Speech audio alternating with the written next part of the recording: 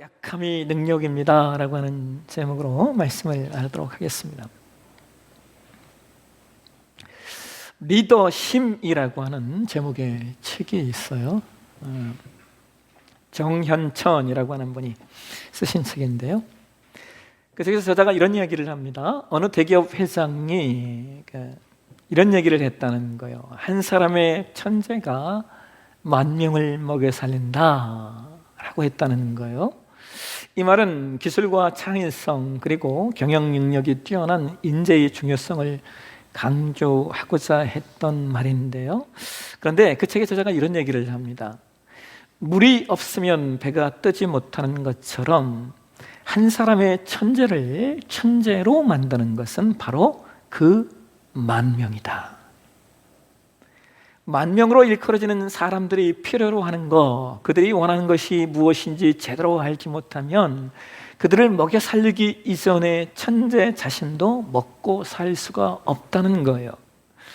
10,000명과 동떨어진 한 사람만의 생각으로 이 세상의 이치를 밝힐 수 없다는 겁니다. 그렇기 때문에 리더는 끊임없이 자신이 리더로 만들어진 것은 누군가가 있었기 때문이라는 사실을 놓치지 않아야 한다는 거예요. 그러면서 그 책에서 경영학의 진리 체계라고 하는 책을 쓰신 윤석철 교수의 경영 이론을 끌어오면서 이런 말을 합니다. 경영의 기본은 낮은 것으로 임하는 것이다. 여러분, 저는 이 글들을 읽으면서 이런 생각이 들었어요. 세상의 리더십도 그리고 세상의 경영학도 이렇게 겸손하고 겸허한데 하물며 우리가 믿는 기독교 신앙은 어떠해야 할까 하는 마음이 들었습니다. 여러분, 예수님이 공생애를 시작하시면서 40일 동안 금식하시고 그 금식 기간에 마귀의 시험을 받으시죠. 마귀가 금식하는 예수님을 3가지 내용으로 시험하는데요, 첫 번째 시험은 돌이 떡이 되게 하라는 시험이었고, 두 번째 시험은 성전 꼭대기에서 뛰어내리라는 시험이었고, 세 번째 시험은 마귀에게 경배하면 이 모든 천하 만국을 너에게 주어 영광을 얻게 하겠다는 시험이었습니다. 여러분, 이러한 마귀의 시험을 우리가 한마디로 요약하면요, 그것은 능력이라는 단어로 요약되고 또 하나 힘이라고 하는 단어로 요약이 됩니다. 돌이 떡이 되는 것, 능력이죠. 그럴 만한 기적의 힘이 있기 때문에 그런 일을 할 수 있는 겁니다. 성전 꼭대기에서 뛰어내려도 아무런 해가 없는 것, 이것도 능력이죠. 힘이 있기 때문에 가능한 일이에요. 천하 만국을 얻게 되는 것 역시 능력입니다. 이것만큼 강력한 힘이 또 없습니다. 이렇게 마귀가 예수님을 유혹하면서 주었던 모든 시험은 능력과 힘에 관한 것, 능력과 힘에 관한 것이었어요. 그런데 여러분, 놀라운 것이 무엇인 줄 아십니까? 우리가 교회의 역사를 살펴보면요, 참 아이러니하게도 교회가 엄청난 능력을 갖게 되었을 때, 교회가 엄청난 힘을 갖게 되었을 때 바로 그때가 문제였다는 거예요. 기독교회가 정치적인 힘, 군사적인 힘, 경제적인 힘, 도덕적이고 영적인 힘에 매료되었을 때 어떤 일이 일어났느냐? 십자군이 생겨났고 종교 재판소가 설립이 되었으며 수많은 나라들이 정복되고 정복했으며 그래서 노예가 되는 일들이 일어났습니다. 이것이 서방교회, 동방교회 그리고 개신교회의 역사 속에서 늘 있어 왔던 일입니다. 그런데 여러분, 왜 이런 일들이 일어나느냐? 왜 이런 일들이 교회 역사 속에서 일어났느냐? 그것은 바로 사랑이라고 하는 어려운 과제에 대한 손쉬운 대체물이 힘이었기 때문입니다. 다시 말씀드릴까요? 사람이 힘을 갖길 원하는 이유는 사랑하는 것이 너무나 어렵기 때문이라는 거예요. 그래서 사랑이 어려우니까 그것을 힘이라고 하는 것으로 대체하려고 하는 일이 우리 안에 일어났기 때문에 기독교회가 예수님처럼 그렇게 유혹을 물리치지 못했다라는 겁니다. 여러분,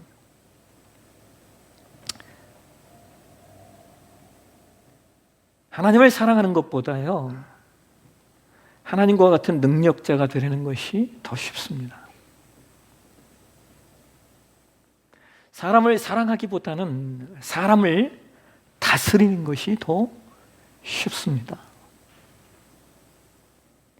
예수님은 네가 나를 사랑하느냐라고 물으시는데 우리는 언제나 이렇게 요청합니다. 당신의 나라에서 당신의 오른편에 그리고 당신의 왼편에 나를 앉게 해달라고 말입니다. 뱀이, 사탄이 너희가 그것을 먹는 날에는 너희 눈이 밝아 하나님과 같이 되어 선악을 알 줄을 하나님이 아심이니라 라고 말한 이래로 사람은 끊임없이 사랑을 힘과 바꾸려는 유혹을 받아왔습니다.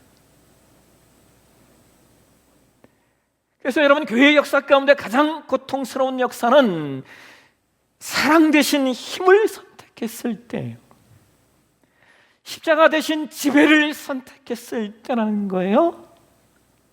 하나님의 인도하심을 받기보다는 신의 이름으로 그저 누군가를 다스리고 통치하려고 유혹을 받았을 때입니다. 그러므로 힘 대신 사랑을 선택할 줄 아는 것, 지배 대신 십자가를 선택할 줄 아는 것, 다스리고 통치하는 그런 것 대신 하나님의 인도하심을 구하면서 힘과 능력이라는 유혹을 끝까지 이겨내는 존재가 바로 성도인 겁니다. 앞으로 기독교의 역사의 전철을 밟지 않도록 하는 것이 오늘을 사는 저와 여러분의 목입니다.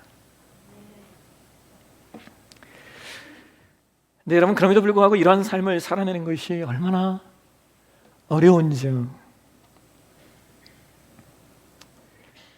지난 주간에 계획은 없었는데 우연히 그 포에버 캠프의 몇몇의 어른들과 잠시 이렇게 함께 할 수 있는 시간이 있었어요. 근데 바로 그날 그 예산에서 어떤 일이 있었냐면 우리나라 그 바이오 의약품 회사로 유명한 그 셀트리온이라고 하는 기업이 예산에 그 생산 시설을 건립하기로 해서 그와 연관된 이제 행사가 있었다는 거예요. 근데 우리 교회 안일선 장로님이 전에 그 셀트리온의 그 서정진 회장님과 같은 교회를 다니셨대요. 그래서 그 교회 장로였고 하니까 같이 그 회장님과 잘 아는 이제 사이라서 이분이 이제 내포에 오신다고 하니까 인사도 할 겸 그 행사에 가서 찾아뵙고 이렇게 오시는 길에 이제 저를 만난 거예요. 근데 그날 제가 그 안희순 장로님과 그리고 우리 몇 분의 성도님들과 이렇게 앉아서 대화를 하다가요, 제가 이런 얘기를 했어요. 서정진 회장님이 다니는 교회의 목사님은 참 좋겠네요.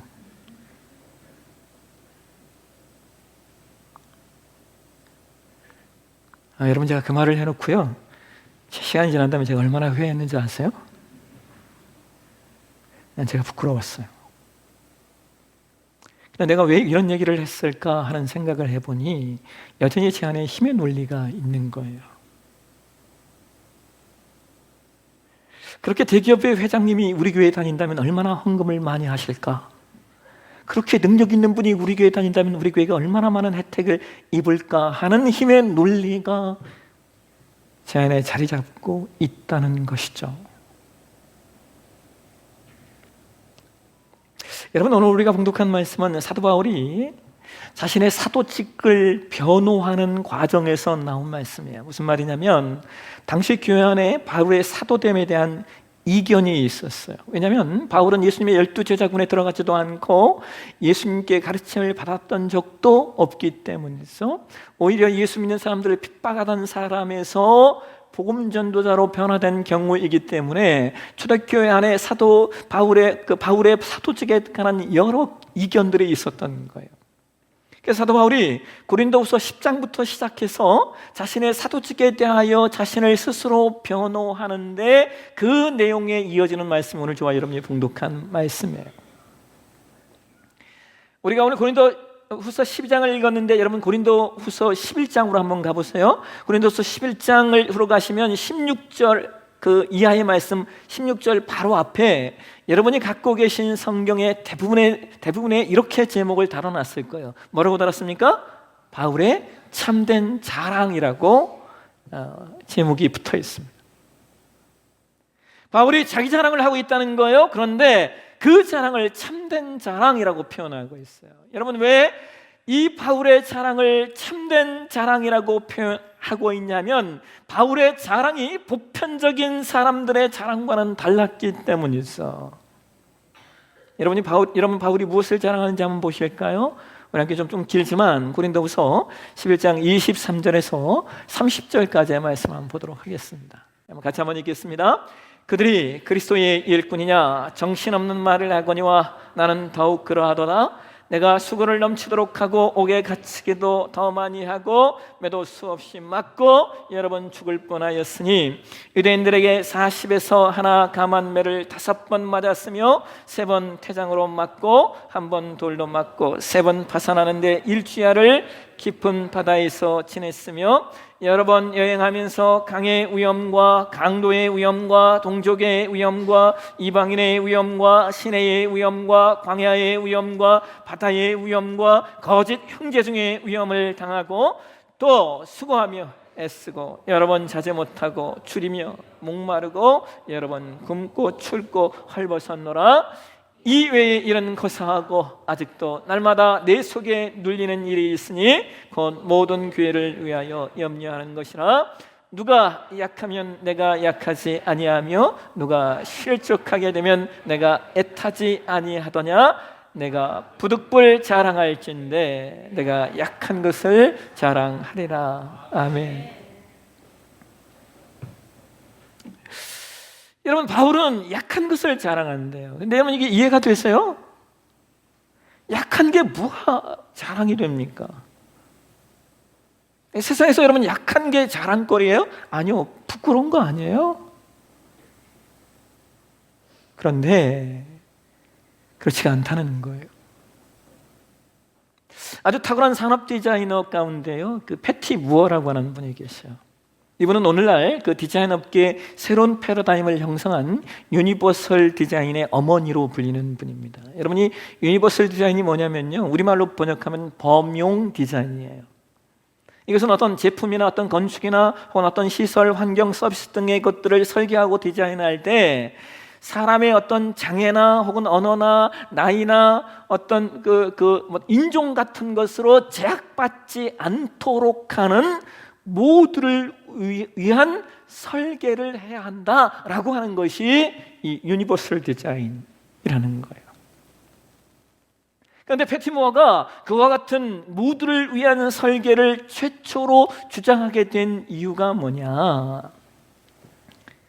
그녀가 아주 어렸을 때부터 할머니와 살았는데요, 할머니가 연세가 드시면서 이제 몸이 쇠약해지자 감자 껍질을 벗기는 일도 어려워지고 우유팩을 여는 일도 어려워지고 심지어 냉장고 문을 여는 일조차 힘들어져서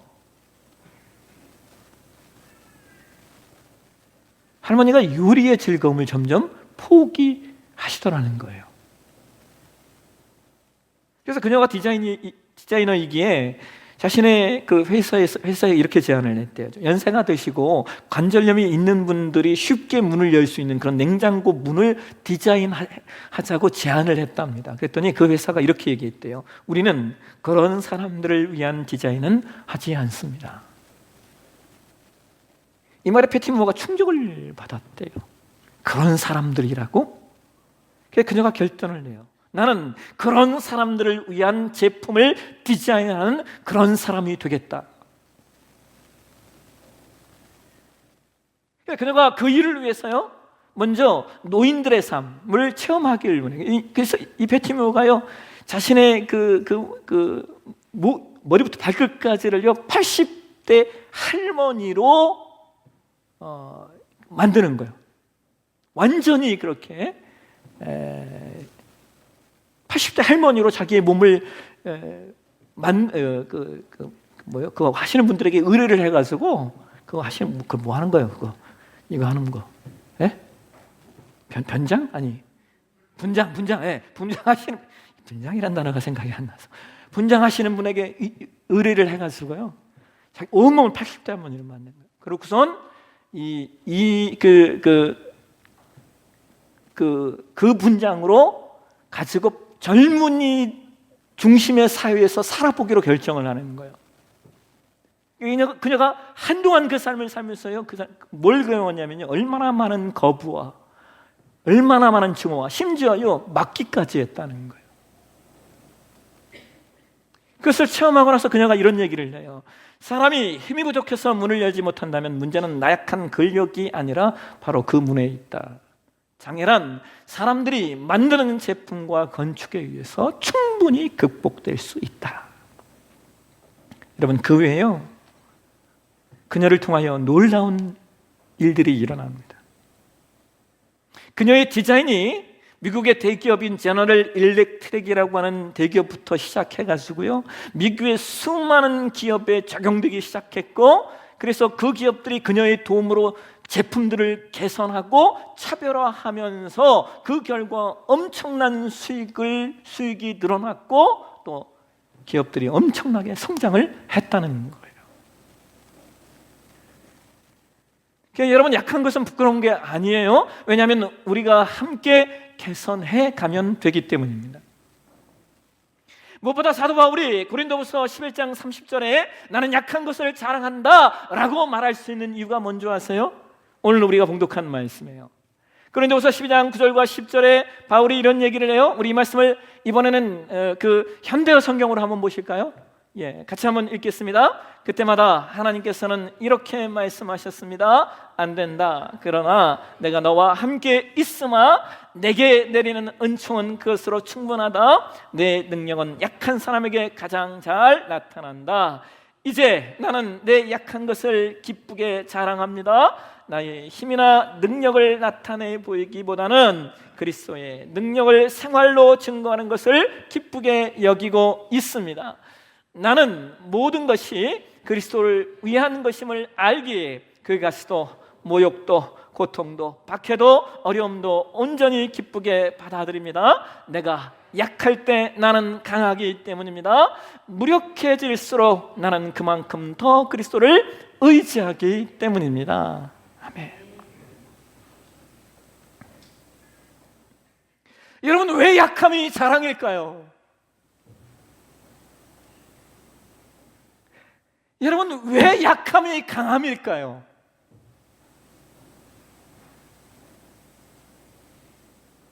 그래야 우리가 하나님을 의지하기 때문에 그래요. 그래야 우리가 하나님께 무릎 꿇고, 그래야 우리가 내 마음대로 살지 않게 되기 때문에 그래요.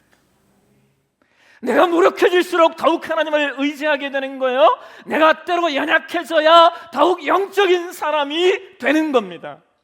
그래서 세상은 약함을 부끄럽게 여기고 약함을 거부하지만 오히려 우리는 약함을 자랑할 수 있는 거예요.